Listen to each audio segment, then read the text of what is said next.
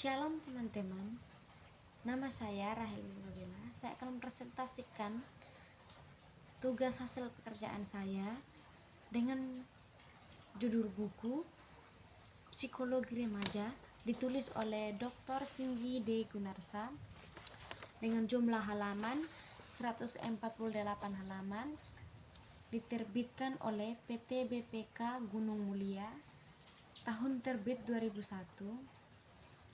Alasan saya memilih buku ini adalah untuk memenuhi tugas presentasi dari mata kuliah PAK 2 dan juga untuk mengetahui dan mengenal psikologi remaja dan juga untuk bisa dipelajari lebih jauh lagi tentang psikologi remaja.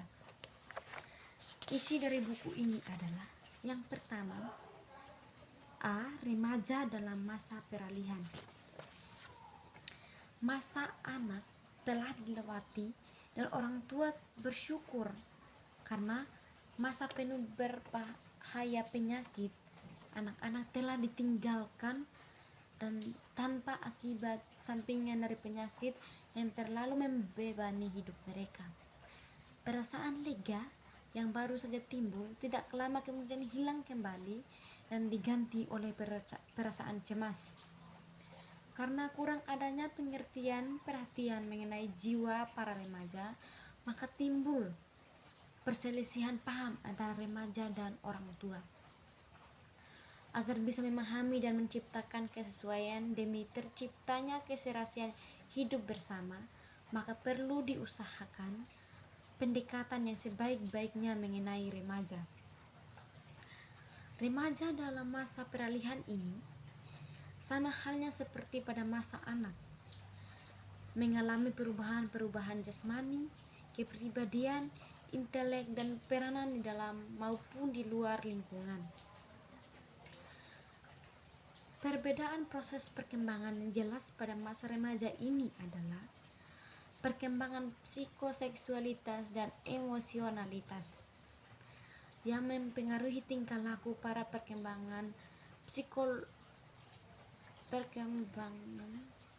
tingkah laku para remaja yang sebelumnya pada masa anak tidak nyata pengaruhnya. Proses perkembangan yang dialami remaja akan menimbulkan permasalahan bagi remaja sendiri dan mereka dapat berada dekat dengan lingkungan hidupnya.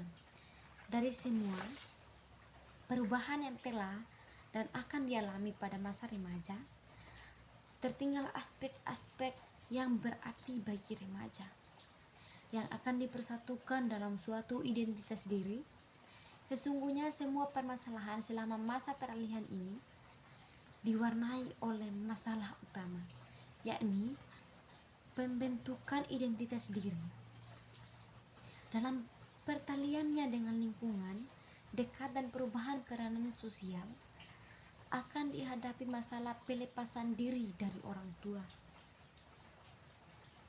Pada umumnya permulaan masa remaja ditandai oleh perubahan-perubahan fisik yang mendahului kematangan seksual. Kurang lebih bersamaan dengan perubahan fisik ini juga akan dimulai proses perkembangan psikis remaja, di mana mereka mulai melepaskan diri dari ikatan dengan orang tuanya. Kemudian terlihat perubahan-perubahan kepribadian dan wujud dalam cara hidup untuk menyesuaikan diri dalam masyarakat. B. Remaja ditinjau dari beberapa pendekatan. Demikian pula psikologi belum lama berselang mengemukakan teori-teori pendekatan yang khusus ditujukan terhadap mereka yang tidak bisa dikatakan anak maupun dewasa penuh. Beberapa pendekatan. Yang pertama, pendekatan psikologis. Menurut Granville Stanley Hall, masa anak sebagai masa sebelum remaja merupakan suatu masa di mana masih kurang terlihat adanya nilai-nilai moral dan etika. Bahkan dikatakan bahwa anak pada usia tersebut memperlihatkan sifat-sifat dari orang yang berkebudayaan rendah, yang sehat dan kuat, akan tetapi hanya memikirkan diri sendiri dan sama sekali tidak perasaan sentimental. Sebaliknya, pada masa remaja harus dialami suatu perubahan yang menyeluruh. Si remaja seolah-olah harus lahir kembali. Harus dialami suatu perubahan yang menyeluruh.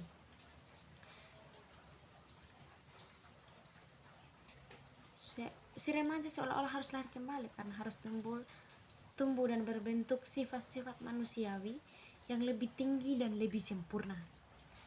Pada masa ini terlihat pula adanya keadaan labil dan kegoncangan emosionalitas, juga kepekaan terhadap pengaruh lingkungan yang terlepas dari pandangan fisiologisnya.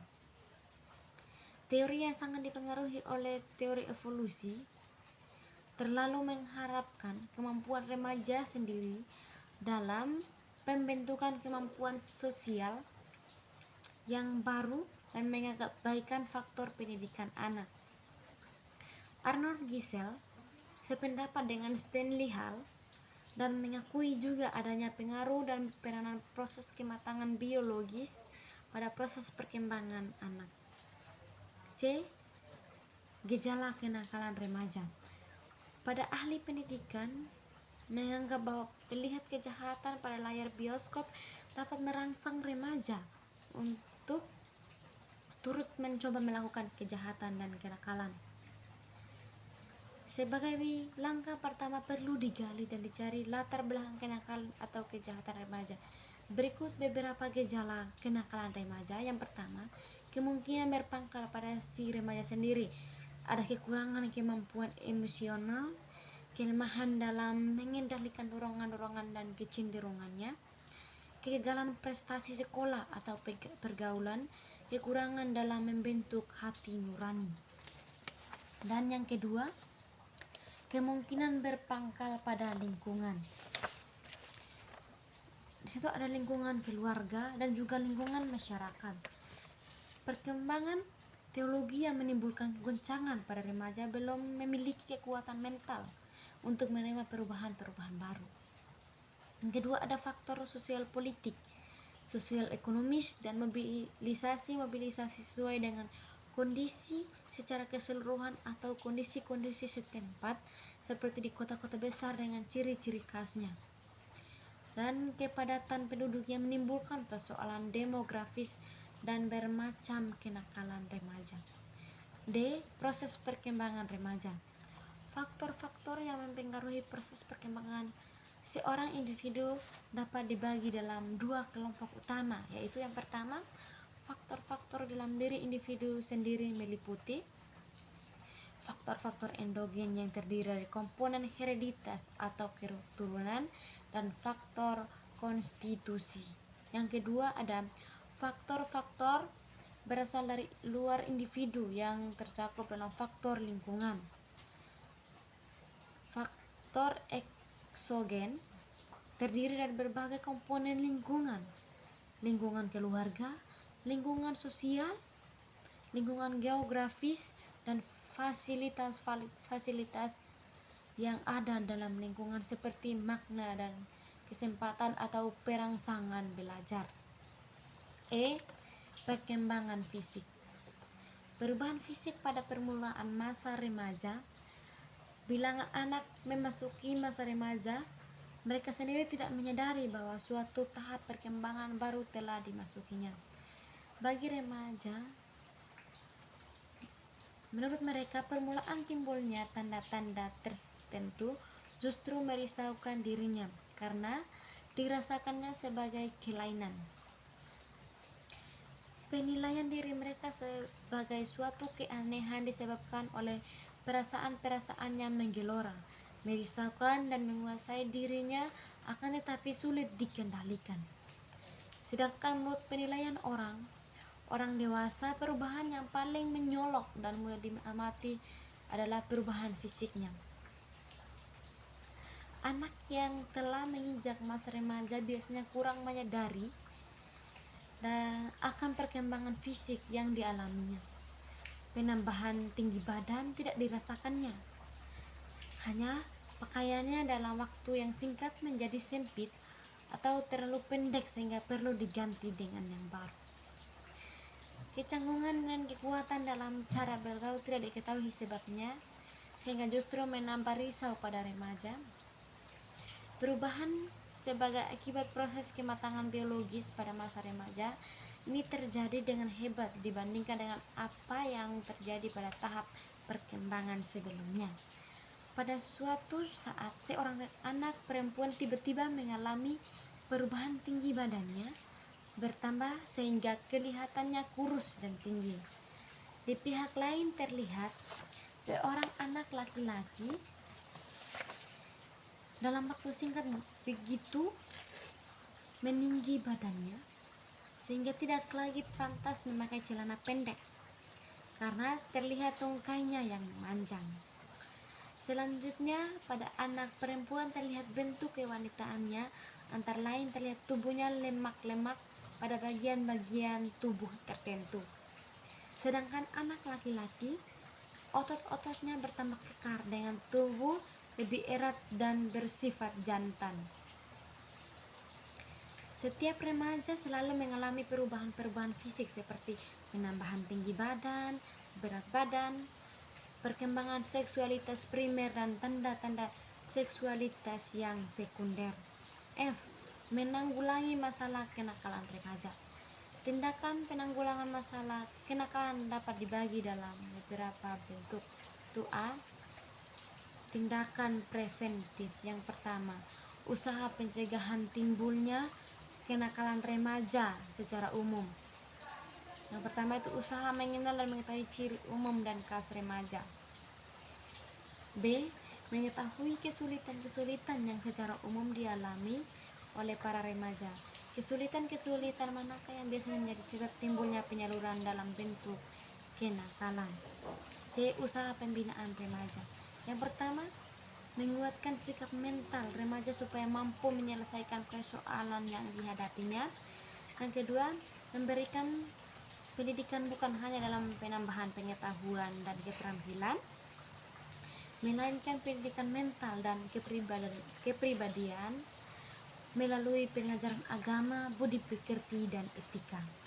Yang ketiga, menyediakan sarana-sarana dan menciptakan suasana yang optimal demi perkembangan pribadi yang wajar. Dan yang keempat, usaha memperbaiki keadaan lingkungan sekitar, keadaan sosial, keluarga maupun masyarakat di mana terjadi banyak kenakalan remaja. Dari pembahasan mengenai penanggulangan masalah kenakalan remaja ini perlu ditekankan bahwa segala usaha harus ditujukan ke arah tercapainya kepribadian yang mantap, serasi dan dewasa. Remaja diharapkan akan menjadi orang dewasa yang berkepribadian kuat, sehat badan dan rohani, teguh dalam kepercayaan dan iman sebagai anggota masyarakat, bangsa dan tanah air. Dan kesimpulannya dari saya adalah psikologi remaja adalah tahap perkembangan yang penuh dengan perubahan fisik, emosional, dan sosial signifikansi. Pada usia ini, individu mulai mencari identitas diri, mengembangkan hubungan sosial yang lebih kompleks, dan mengalami peningkatan dalam kemandirian serta pemikiran kritis. Tantangan utama yang dihadapi remaja seringkali melibatkan pencarian makna hidup, pengaruh teman sebaya, serta tekanan untuk memenuhi harapan orang tua atau masyarakat. Faktor-faktor ini jika tidak ditangani dengan baik dapat berkontribusi pada stres atau masalah mental. Oleh karena itu, penting bagi orang tua, pendidikan, dan masyarakat untuk memberikan dukungan emosional dan lingkungan positif bagi remaja agar mereka dapat berkembang secara sehat dan optimal. Dan penilaian saya tentang buku ini adalah kelebihan buku sangat bagus untuk dipelajari tentang psikologi remaja, dan kekurangan buku, penulis tidak membahas secara khusus tentang psikologi remaja dan tidak membahas secara terperinci tentang psikologi remaja tersebut. Dan hanya itu saja yang bisa saya sampaikan. Terima kasih atas waktunya. Jika ada yang mau bertanya, waktu dan kesempatan saya persilakan. Terima kasih dan Tuhan Yesus memberkati. Amin.